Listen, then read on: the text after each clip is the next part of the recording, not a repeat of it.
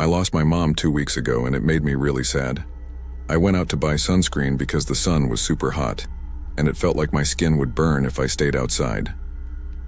When I got back home, I found my mom in the bath, under the water. The police said it was either an accident or that she did it on purpose, but it didn't make sense to me.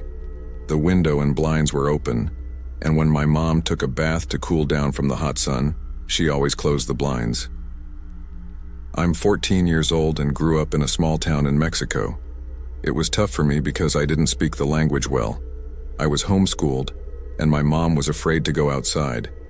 She kept me inside and isolated for a long time. It was only after she passed away that I found out why. The local police came when she died and took her body away. I had to spend the night alone for the first time in our small apartment in the hills. The police said it was safer than staying at their station. That night was really hard and I missed my mom a lot. They told me to gather my things, so I packed my stuff and found a letter from my mom in her room, sealed with her lipstick. The next morning, it wasn't the Mexican police who came, but a man from the American consulate. He said he was going to take me back home. I was confused, so he explained that my mom did something bad 10 years ago and ran away from America with me. The FBI was looking for her because they said she kidnapped me. He also shared a surprising piece of news. My dad was still alive. I didn't know about this, as my mom always told me he died in a plane crash and we were all alone. I had many questions and he tried his best to answer them on the way to the airport. We didn't have a direct flight home, and they tied a thick package of documents around my neck to track and guide my progress. On each plane, different flight escorts tore off a piece of paper and gave me advice about my dad. One of them even said it was a good thing my mom died because she was evil, and now I could finally meet my dad. During the last part of the flight, I looked out the window and saw the fields of Ohio below. At the gate, someone from the American Social Service Agency met me. She was late, but not as much as my dad. They had initially contacted him about my discovery but lost communication. I stayed in a not-so-nice group home for 2 days. The staff and other kids were unkind. One day, I was reading my mom's letter when the tallest kid tried to take it from me. He was mean and bullied the others. I punched him so hard in the jaw that he fell to the ground. At dinner, no one said anything, but they seemed happy that I stood up to him. The group home had a lot of problems when a sharp kitchen knife went missing. They accused 4 of us, including me, of taking it out of 6 kids. The only quiet place was in the backyard with a small pond. As I looked at my reflection, I wondered what my dad would look like. I knew he wouldn't be like Tom Cruise, as I looked a bit strange myself. I thought he might have the same wide eyes and big pointed ears I had, as Mom had small cute eyes and little ears, and I obviously got them from someone. When I got the call that my dad was on his way, I was really scared. I was nervous because I was about to be with a stranger who I had to call Dad. I watched from the window as he came out of his truck. He was a taller, stronger version of me and walked with a limp. When I went to greet him, he smiled and happily hugged me. He was strong and smelled like cigarettes. On the way to his house, he asked me about Mexico and how I liked living there. He also asked a few questions about my mom and said he was happy I was found. When we got to his house, it was late and I said I was tired. Since he lived alone, he didn't have a room for me, and I had to sleep on the couch. He gave me a pillow and turned on the TV. It was cool to watch it since Mom rarely let me. He sat with me for a while and I felt his eyes on me. Sometimes I looked back, but he didn't smile. I felt like something else was on his mind. He wasn't good at hiding it. I got up to go to the bathroom, which was small and had spider webs on the ceiling. The wood on one of the walls had rotted, and there were holes. As I sat on the toilet, I saw him keep looking towards me. I turned on the tap to make noise and opened my mom's letter, focusing on the important parts. John, if you read this, something bad might have happened to me. I hope it was an accident or natural causes, but if something suspicious occurred, you need to know this. Your father is alive. He's a really bad man, and I had to take you to Mexico when you were 5 because I knew he would hurt me and, eventually, you too. We lived in isolation, so he couldn't find us. He kept me prisoner for 4 years, and during that time I had you. You were the only thing that made my life worthwhile, and I love you a lot. If he ever finds out where you are, he will harm you. He's pure evil. I love you, my sweet son, and I'll always be with you in spirit. Stay strong." I looked up at the wall, and his eyes were pressed against it, looking in. "Are you okay in there?" he asked. I said I was, and after a while, he went to his room. His sunburned shoulders made me suspect he found us in Mexico and harmed Mom. But part of me didn't want it to be true. If he was truly evil, I'd be all alone. When I heard him snore, I checked his coat and found today's airline ticket from Mexico. That night I slept with the sharp knife I took from the group home under my pillow.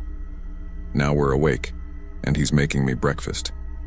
Later, he said he'd show me around outside. The knife hasn't left my side and will be used today. It's not a matter of if, just when. By lunchtime, we were both still alive.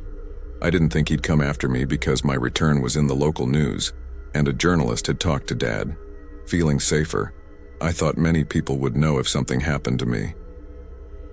My anger towards Mom was growing. I watched Dad chop carrots, comparing his knife hand to mine. He handled the knife easily, slicing through the carrots quickly. I hoped he'd slip up and cut his finger. I offered to help, but he said I'd been through a lot and should take it easy. Bored of watching TV, I quietly went to the door. It squeaked loudly, but his kettle whistling covered the sound. I walked around the rundown and muddy farm. Many things needed fixing, and it seemed like he didn't know or didn't care. Chickens and pigs were around, and a thin dog was tied up by the barn, looking hungry and hurt. As it started raining, I went back to the main house. From outside, I saw him cooking many hamburgers, so focused that he didn't notice me watching. Before he could look up, I went back to the door and froze. It wasn't fear, but a strange feeling about what I had seen. As I entered quietly, my brain suggested he might freeze the food or have plans for animals, but my gut said something was off. Dinner was really good. The hamburger tasted great. He seemed a bit nervous every time I asked for something from the kitchen. He insisted on getting it for me. My thoughts kept going to the extra hamburgers. I wanted to ask for things like ketchup or napkins, but I didn't want to upset him. I tried to be harmless to figure out what he was up to. He told me to watch more TV and then sent me to bed, never letting me near the kitchen. I pretended to sleep, which was tough. After about 3 hours, I heard the door creak open. I carefully opened my eyes, pretending to be asleep, and saw a tray disappear into the rain. As the door closed, I put on my shoes, ran to it, and saw him with a flashlight heading to the barn. His dog barked and yelped when he kicked it quiet. Sometimes being right about things isn't great. When he vanished from view, I went out there. The rain was strong, but I needed to know where that tray was going. As I reached the barn's edge, his dog looked up. I could tell it was going to bark and give me away, so I quickly stroked its head like my mom used to do to me. The dog seemed puzzled at first. I whispered that he'd be okay as he spun his head around in my lap. At the same time, I peeked around the barn door. The tray was on the floor with 3 plates of burgers and fries. Dad moved a bale of hay, revealing a trap door that likely led to a basement. He pulled on a rope, opening it, and peered in. Suddenly, he yelled like a madman, telling whoever was down there to stand back or face his anger. His loudness or his distorted face made him look like a real monster, and it terrified me.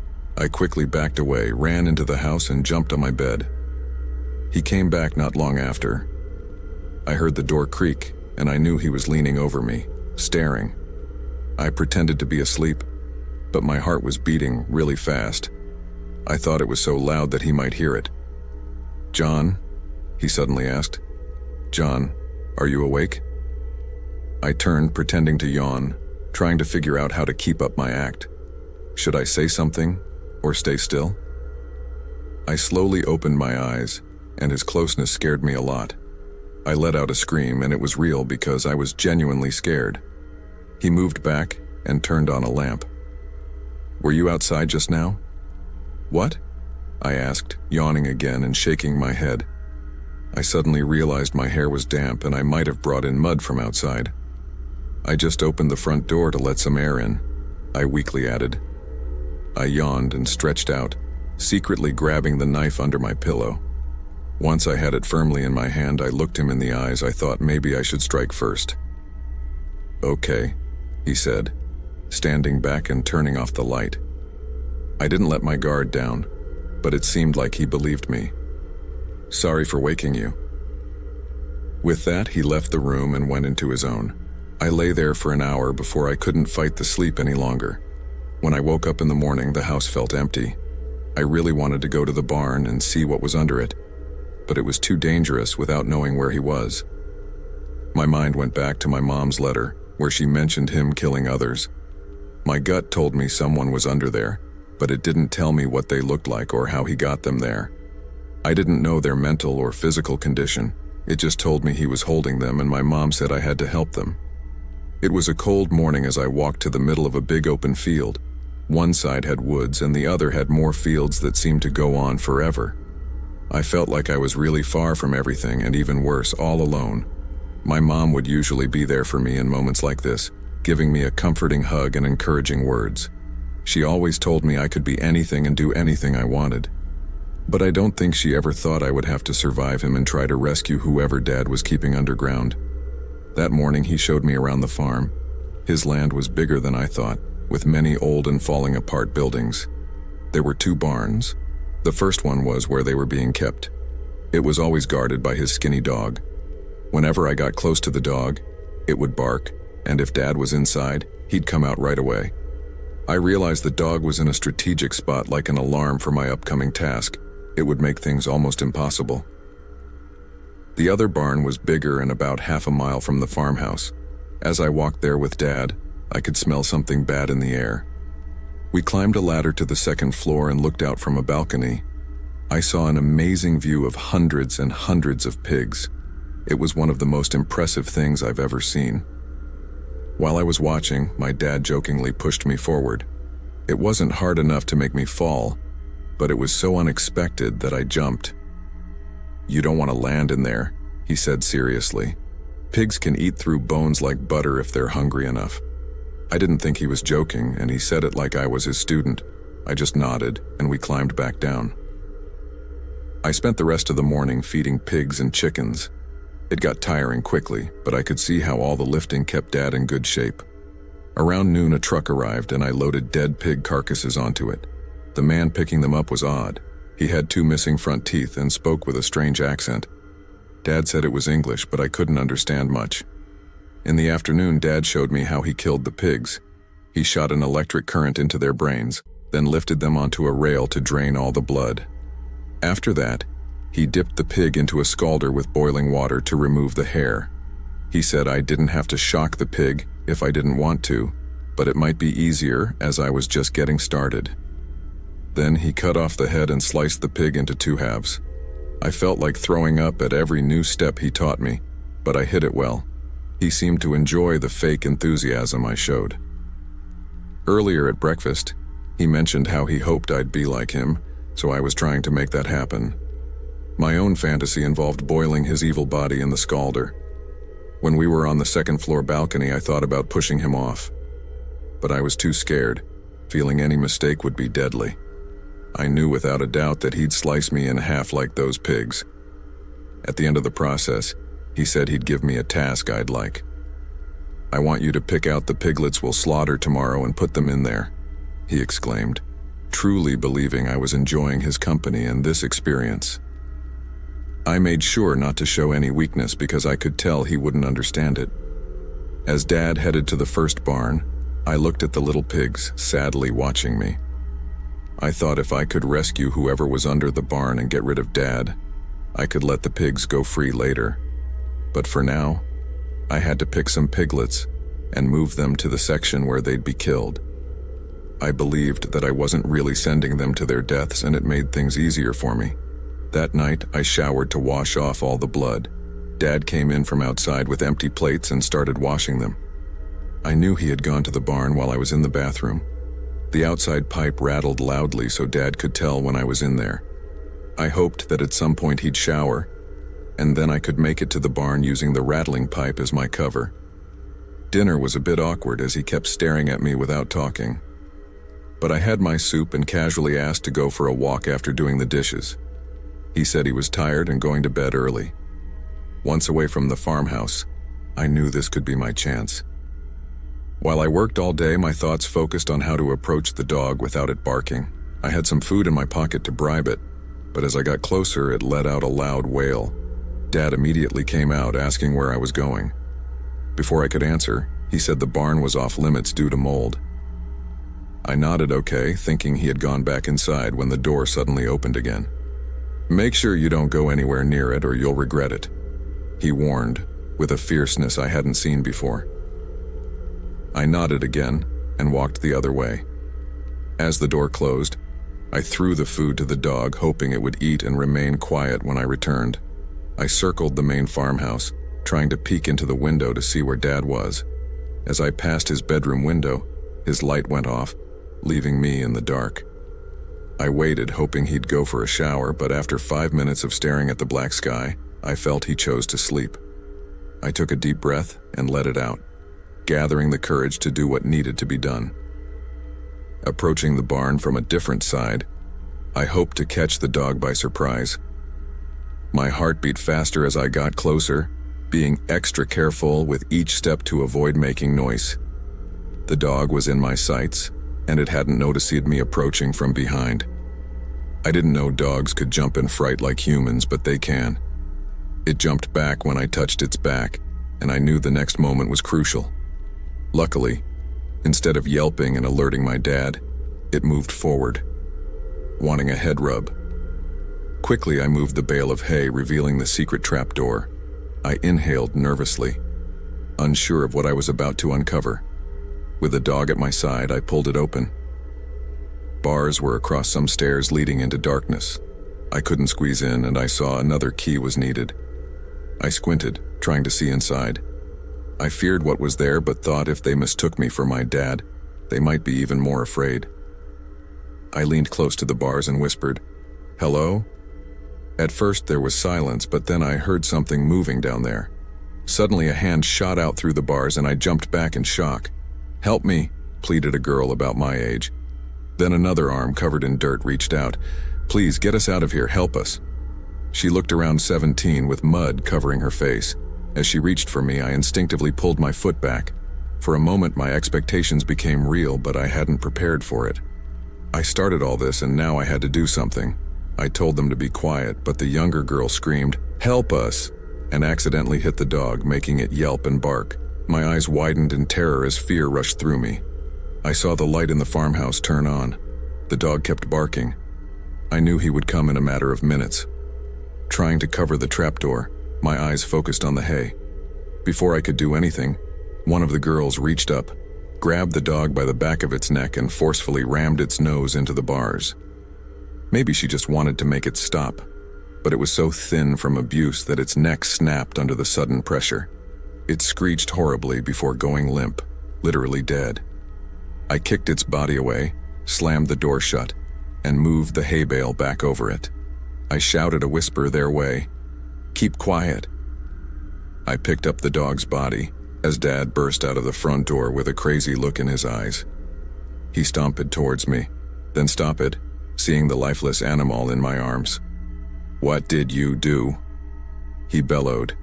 In that moment, I said something surprising, even to myself.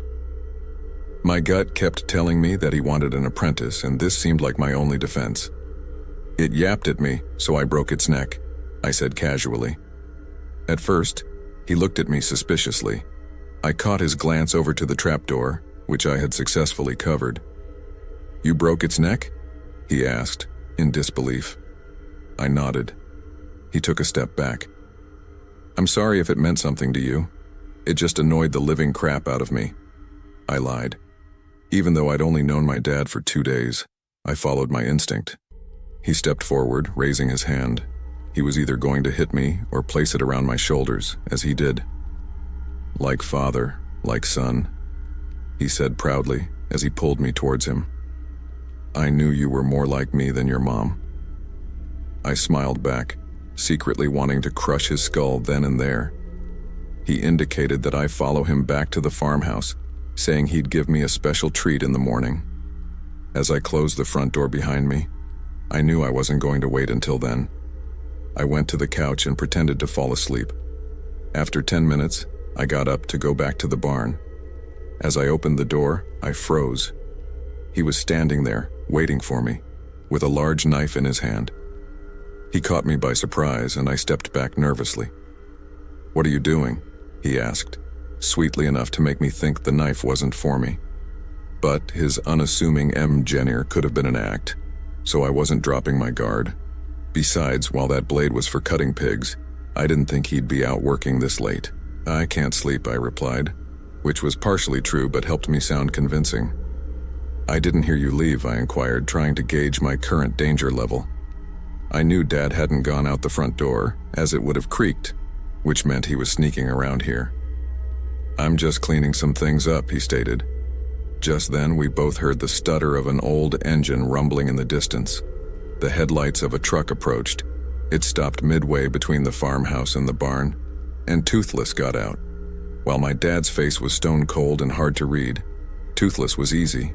He was both curious and confused about why I was there. The boy, he knows? Holy heck. This guy's stupidity made my heart race. In a split second, I realized he and my dad were partners. His ridiculous question fished for an answer that might genuinely expose me. "Know what?" I quickly snapped back, feigning ignorance. Off my dad's shake of his head, Toothless opened up the back of his truck. Where I'd helped load the pig carcasses was now a tarp. My dad turned to me. "I have some stuff to take care of. It's getting cold. Get some sleep. Stay inside. We have a lot to do in the morning." It was more of an order than a request. I nodded and went back in. Once inside, I realized I might have complied too quickly. I couldn't tell if I'd given myself away by instantly following his instructions. I peeked through the crack of the door to see Dad and Toothless walking to the barn. I felt relieved, but my stomach churned as it occurred to me they were off to do no good to the girls. I hurried to Dad's room, but it was locked. I had choices. I could be a coward and retreat to the couch, or do what was right and risk my life. Then and there, I decided there would be no turning back. I rammed the door with my shoulder, breaking the lock on the other side. I scanned his room looking for a gun. I tried the closet, nothing. Under the bed, nothing. My heart screamed for me to slow down, but the urgency and adrenaline drove me faster. I tried some drawers, nothing. In the cabinet, under the cabinet, on the cabinet, behind the cabinet, nothing, nothing, nothing, nothing. I knew there was something in here to find because he locked the door, but it was too well hidden for now. I went back into the kitchen, grabbed a screwdriver from the shelf. I paused for a moment, running scenarios quickly through my head. My screwdriver versus large, sharp, experienced, deadly pig carving knife. Was I overthinking? Screw it. I burst out the front door and ran towards the barn. I slowed as I came across them. The hay bale was shifted and the trapdoor exposed. Dad stood there with his key about to open the padlock when he noticed me. Toothless shifted uncomfortably as I approached. They were both bigger and stronger than me. I just hoped I was smarter. My mom always taught me to treat women with respect. At that moment, I had to go against everything she ever held dear. "I want those bitches for myself," I announced. I tried to appear mean and angry, but I was severely shaking inside. "I want to kill them," I stated. I stared at Toothless, who seemed to buy it. The girls below became hysterical, which means they bought it too. How about the one that mattered most? My eyes turned to Dad.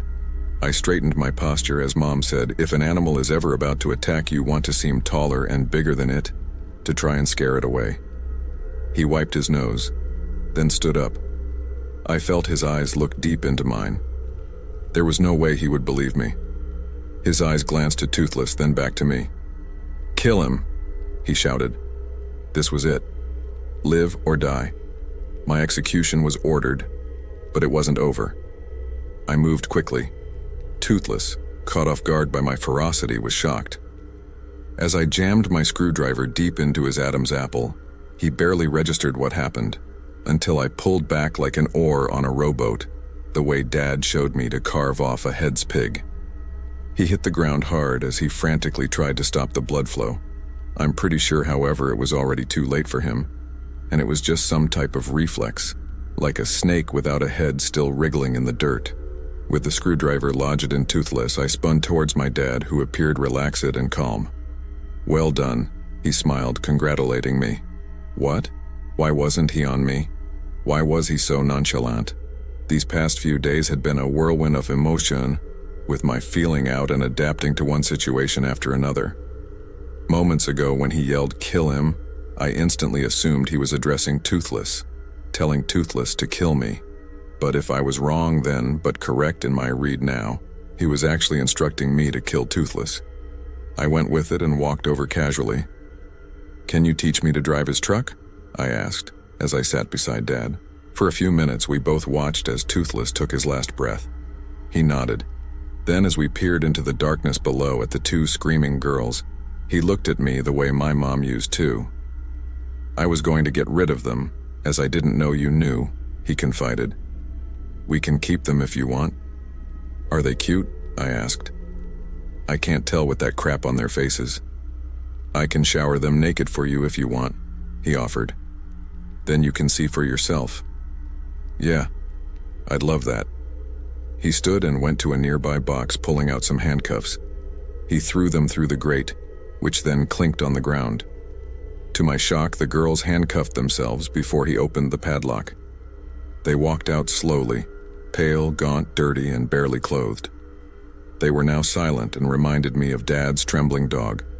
My guess is they too feared a beating. "They look better cleaned up," he continued. They had a familiarity, but while I couldn't quite pinpoint what it was, their presence now in the open made me nervous. I came back to my old habit of rubbing the bracelet my mom gave me on my birthday. As Dad tied the girls to a post, I bent down to help take out the key from the lock when... Shit. I didn't need to tell Dad I dropped the key, as he could hear it gently hit the ground. "Sorry. Do you have a flashlight?" I asked, feeling like a clumsy idiot. He shook his head, motioning for me to mind out the way. As he went down the first step, he suddenly hesitated, but by then it was too late. I rammed my full weight into the low of his back. The angle and intensity threw him off balance. It was dark and deep in there, so I don't know how he landed, but I closed the grate and quickly locked it. I didn't want to face his wrath, so I shut the trapdoor and moved the bale of hay over it. Catching my breath, I sat nervously, rubbing at my wrist, knowing Mom would have been proud that dropping her bracelet was his undoing. I turned to the girls, whose eyes widened, lost like poor lambs being led to their slaughter. They were scared of me. I couldn't blame them, as they'd heard my urge to kill them. I couldn't free them instantly, as I didn't know how they'd react. Instead, I went to the house and brought them blankets, then got them food from the kitchen. I assured them they were going to be set free and that they could get in Toothless's truck and get home. When I mentioned the word home, they shared a sad look that was familiar. The oldest asked who I was, and I told her the story of my mom taking me to Mexico. I told them everything in detail so they could be comfortable knowing I wasn't going to hurt them. At the end of it, both started to cry. I didn't know what had set them off, but I felt bad. They were now about to be free and in tears. As I unlocked their handcuffs, they both hugged me but didn't let go. It became uncomfortable, so I tried to cheer them up by saying how soon they'd get to go back to their family. While I spoke, I was still distracted by what I would do with him. Should I let him rot in there, or call the police? So many questions rushed through my mind, but the one question coming up would change my life forever. We broke the hug. The oldest had a different look, full of love, affection, and joy. It was strange seeing that from a complete stranger, as it felt more profound than thankful. She whispered something into the younger's ear, whose eyes widened at the realization. "You're our brother?" It's safe to say I didn't see that coming, but as I would learn, Alina and Jenny had been kept in there for most of their childhood. Alina was a year old when I was born, so she didn't remember me and I didn't recognize her. Jenny did have a recollection and always held on to the hope our mom would come back for her. Why Mom never did, We'll never know. Perhaps the fear of seeing him again was just too much. What we do know, however, is that we're together. We're staying on the farm as there's no need for us to leave right now. I haven't been back to the barn to see Dad yet. They have, and are dropping him scraps like he dropped them. While we're deciding whether to kill Dad outright or keep him alive as punishment for all the hell he put us through, I can only be sure of one thing. It will now be a family decision. Were there any specific moments in the story that surprised you or caught you off guard? If you were in John's situation, what decision or action would you have taken differently, and why? How did the suspense and tension in the story contribute to your overall reading experience? In the end, when John discovers he has sisters, what emotions or thoughts did that revelation evoke for you? Feel free to share your responses or any additional thoughts you have about the story.